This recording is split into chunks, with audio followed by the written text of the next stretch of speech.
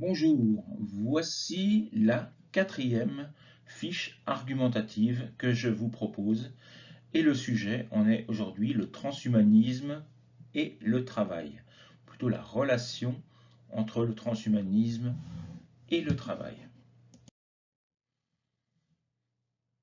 Alors, il faut savoir que depuis très longtemps, les industriels, les chercheurs, les scientifiques cherchent par tous les moyens à remplacer l'homme par une machine.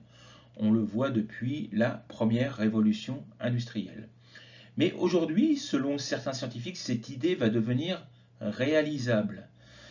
Alors, bien entendu, il y a beaucoup de personnes qui pensent que l'intelligence artificielle va devenir inamicale, dangereuse et cherchera à supprimer l'humanité sur Terre, comme ça peut être le cas par exemple dans le film Terminator. Alors, cette alerte n'est pas de la science-fiction, puisque de grands noms de la science, tels que Stephen Hawking, Bill Gates ou Elon Musk, ont rappelé cette menace qui pèse sur le monde. Mais au-delà de ce problème existentiel, c'est-à-dire est-ce que nous allons survivre à l'intelligence artificielle, il y a également le problème du travail. Est-ce que ces machines, est-ce que ces robots ne vont pas prendre tout simplement la place de l'homme qui va devenir totalement obsolète, car trop lent, pas assez endurant, et donc les machines autonomes vont devenir la norme dans le travail.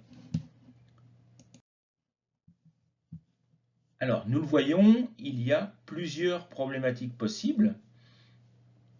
En quoi le transhumanisme peut-il être l'avenir de notre société? Donc ça, c'est une problématique plutôt positive. Peut-on encore au XXIe siècle se passer du transhumanisme dans les entreprises? Là aussi, c'est assez positif puisque on se dit qu'il n'y a malheureusement pas d'autre solution. La mondialisation de l'économie va-t-elle de pair avec un développement du transhumanisme? Donc là, c'est une ouverture sur le monde et sur une vision plus globale de l'économie et du travail. Et est-ce qu'un pays peut se passer du transhumanisme et rester compétitif? Le transhumanisme ne va-t-il pas creuser les inégalités dans le monde? Alors nous allons nous limiter au monde du travail, mais on pourrait également l'ouvrir aux inégalités sociales dans la société, etc., etc. Les différentes générations également. Comment pouvons-nous préparer nos enfants à la prochaine révolution industrielle, celle du transhumanisme? Alors là, c'est un sujet qui va peut-être beaucoup plus loin et qui va s'intéresser notamment à l'éducation. Il faudrait revoir totalement le système éducatif pour que nos enfants soient adaptés à la révolution industrielle ou la révolution technologique que les scientifiques nous prévoient. Alors tout d'abord, qu'est-ce que le transhumanisme?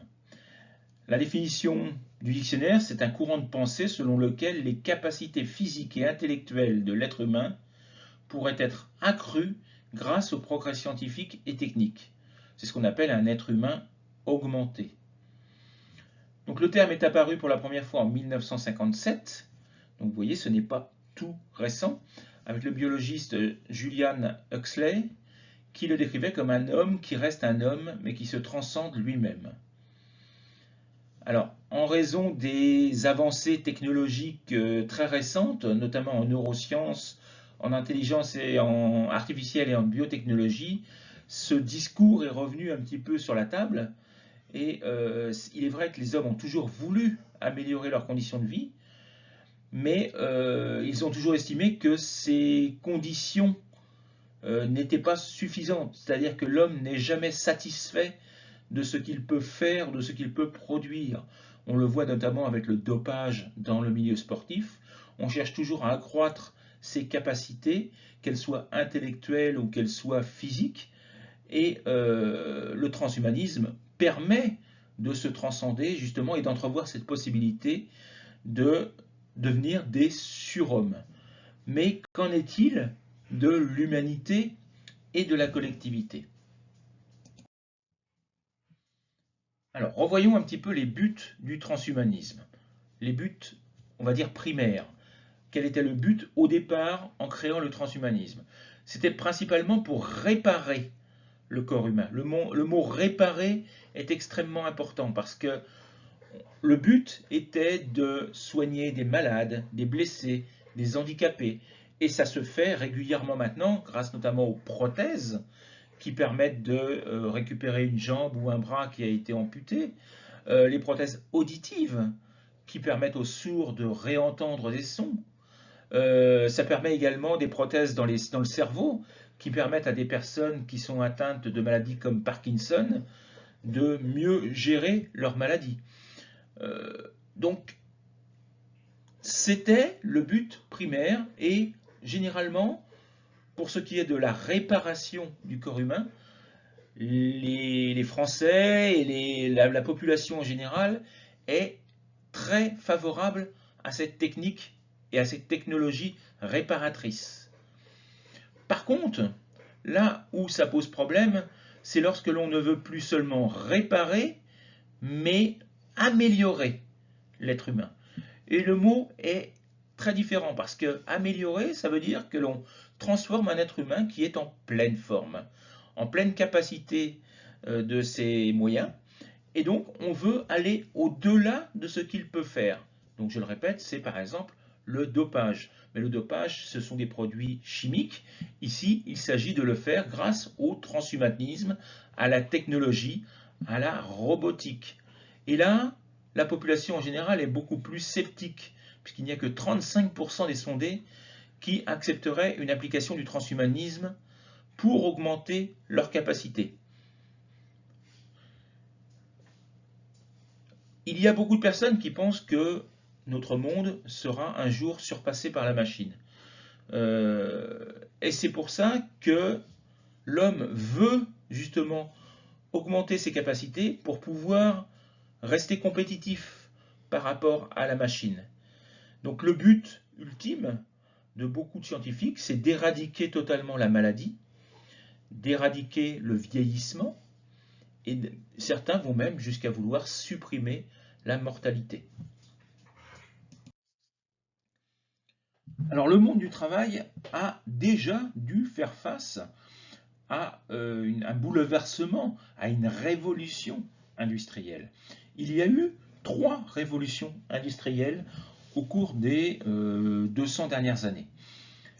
D'abord, à la fin du XVIIIe siècle, au Royaume-Uni, avec l'apparition du charbon, l'extraction massive du charbon qui a permis l'invention de la machine à vapeur. Donc ça a permis de créer de nouvelles industries comme le textile, etc. Il y a eu également le travail de la fonte qui a progressé, des métaux nouveaux sont apparus, et l'industrie métallurgique puis sidérurgique, ce qui a permis, dès le milieu du XIXe siècle, le développement du chemin de fer. Il y a ensuite eu une deuxième révolution industrielle entre 1890 et 1910 en Allemagne et aux États-Unis avec l'extraction du pétrole et l'invention de l'électricité. Le secteur automobile a lui aussi commencé à exploser en Europe et dans quelques États de l'Est des États-Unis.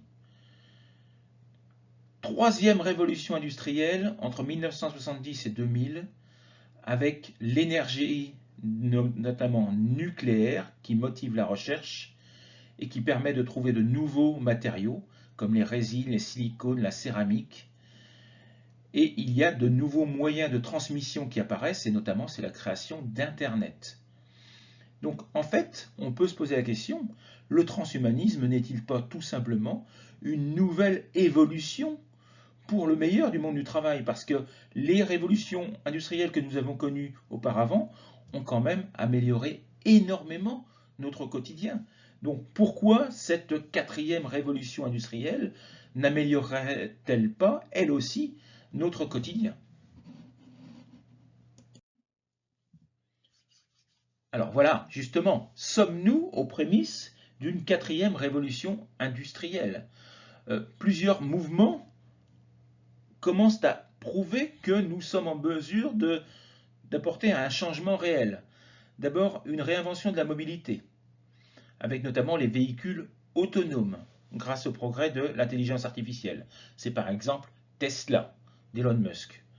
L'ubérisation du monde, c'est-à-dire l'économie collaborative. Et c'est difficile pour beaucoup d'entrer dans ce monde, dans ce nouveau monde du travail. Et c'est là que nous allons voir un des problèmes principaux. Et le transhumanisme qui, lui, prône l'augmentation de l'homme. Donc on voit bien que tous les prémices d'une quatrième révolution industrielle sont présents. Alors cela provoque une angoisse croissante dans le monde du travail. Parce que tout d'abord, des métiers vont disparaître, comme par exemple les dentistes, les radiologues, les orthodontistes, mais également les comptables, les banquiers. Tout simplement parce que les robots vont remplacer l'homme. Ils sauront faire beaucoup mieux que nous ce que nous faisons actuellement. Donc il faudra donc que toutes ces personnes se reconvertissent. Alors, elles se reconvertiront de plusieurs manières. Pour beaucoup, par exemple un dentiste ou un radiologue, il va devenir un petit peu l'aide, il va aider le robot dans sa tâche. Donc les métiers ne disparaîtront pas réellement, ils évolueront. Mais par contre, ça risque d'être beaucoup plus difficile pour les métiers comme chauffeur routier, car la reconversion risque d'être difficile. Et c'est là qu'on voit la grande difficulté, la grande angoisse, la grande peur qui se crée. Ce sont les personnes les moins douées, les moins bien formées, qui vont se retrouver totalement exclus de la société et pour qui il sera difficile de trouver un travail, puisque tous les travaux manuels seront réalisés par les machines et ils n'auront plus réellement de raison d'être en tant que travailleurs.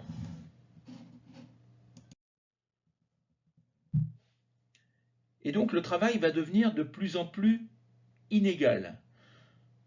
Nous allons entrer dans une société de plus en plus compétitive qui va demander à l'homme d'être de plus en plus efficace et de plus en plus productif, car il va devoir répondre à la concurrence directe de la machine.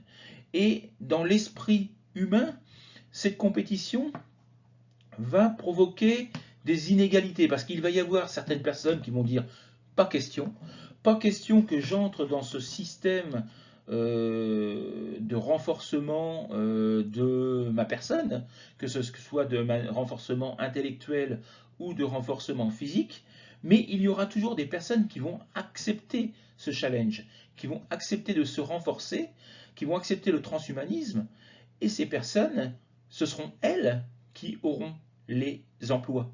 Parce que un employeur va choisir la personne la plus apte à travailler, la plus forte, la plus résistante. Et donc, cela va provoquer une inégalité entre les personnes qui auront accepté ce transhumanisme et les personnes qui l'auront refusé et qui seront rejetées de la société et du travail. Au-delà de ce monde du travail, il peut y avoir également un problème d'eugénisme si les parents décident dès le départ d'intégrer chez l'embryon des capacités supérieures ou supplémentaires, ou à la naissance de l'enfant de lui intégrer des puces, comme le propose Elon Musk, pour renforcer l'intelligence des bébés, d'implanter des puces dans le cerveau des enfants. Et il y a des personnes qui sont prêtes à franchir ce pas pour que leurs enfants réussissent dans la vie. Alors, cette volonté n'est pas la même selon les pays. Par exemple, en Europe, elle est beaucoup plus faible qu'en Asie, mais cette peur de l'eugénisme existe. Est-ce que des parents ne vont pas choisir leur enfant dans le futur? Le sexe, la couleur de peau, la couleur des cheveux, la couleur des yeux, mais également l'intelligence, mais également les capacités cognitives, etc. Donc cela représente un très grand danger éthique que le transhumanisme. Alors les solutions à court terme. Tout d'abord, il faut bien entendu que les États mettent en place des lois pour protéger l'humanité. notamment des lois de bioéthique, comme je vous en ai parlé, comme je vous ai dit juste avant. Donc qui puissent garantir la liberté et la dignité, et donc qui peuvent interdire à un homme d'être asservi, c'est-à-dire l'esclavage de l'homme par le robot. C'est également une révolution dans le cadre de l'enseignement. Il faut que les élèves soient formés aux nouvelles technologies. Il faut les former pour qu'ils soient complémentaires de l'intelligence artificielle, parce qu'en aucun cas ils ne pourront être supérieurs à l'intelligence artificielle. Il faut arrêter de former des gens à des métiers qui vont disparaître, comme par exemple chauffeur routier, comptable. Il ne faut plus former à des métiers de technicien, car l'intelligence artificielle sera toujours meilleure que l'homme. Et il faut surtout développer l'esprit multidisciplinaire, c'est-à-dire l'esprit critique, permettre à l'homme de savoir jusqu'à où il peut aller dans la création et ne pas mettre en danger la civilisation. Et il faut surtout aider les élèves les moins intelligents à trouver leur place dans le monde de l'intelligence artificielle en les formant avec un enseignement de qualité et adapté à la situation.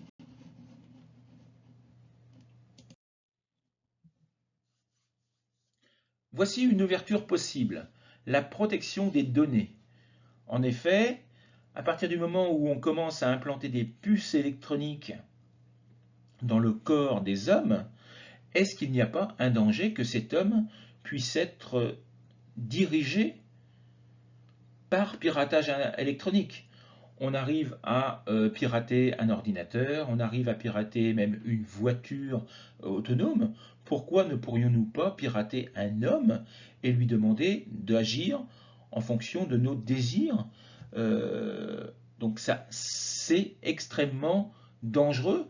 Et est-ce qu'on acceptera que quelqu'un puisse pirater notre cerveau?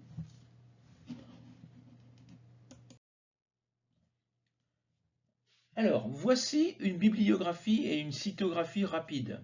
Alors, je vous ai cité trois auteurs, Olivier Rey, Marc Eugnad et Laurent Alexandre.